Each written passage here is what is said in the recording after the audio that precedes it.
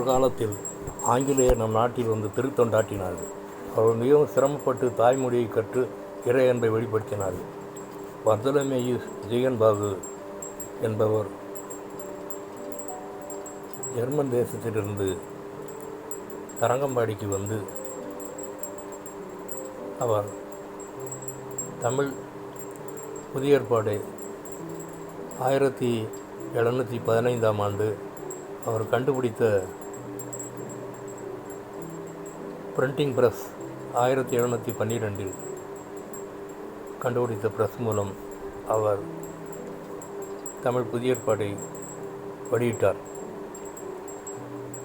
பர்தலமேயு ஜீகன்பாகு 10/7/1682 முதல் 23/2/1719 வரை வாழ்ந்தார். அவர் ஆற்றிய சேவை வார்த்தையால் வர்ணிக்க முடியாதது.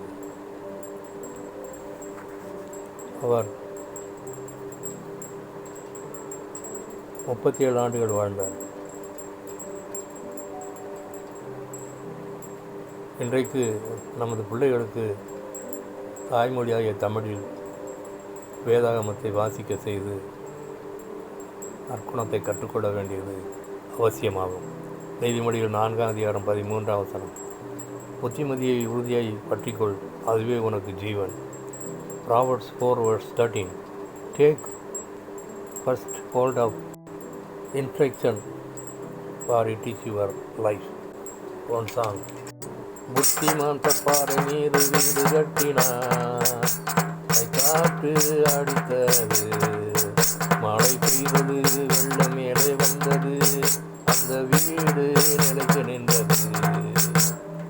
புத்திமான் தப்பாறை மீது வீடு கட்டினார், காற்று அடித்தது, மழை பெய்தது, வெள்ளம் மேலே வந்தது, அந்த வீடு நிலைத்து நின்றது.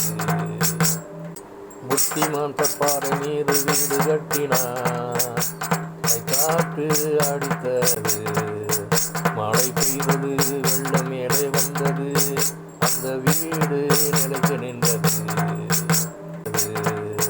மழை பெய்தது, வெள்ளம் மேலே வந்தது, அந்த வீடு நிலைத்து நின்றது.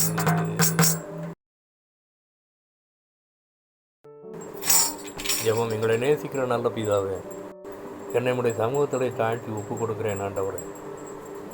நானும் வேதாகமத்தை வாசித்து நற்குணசாலியாக மாறி உமது அன்பை பிறருக்கு அறிவிக்க கிருபை புரிய வேண்டும் என்று யெகோவா மேசியா நாமத்தில் கெஞ்சி மன்றாடுகிறேன் பரிசுத்த பிதாவே. ஆமென்.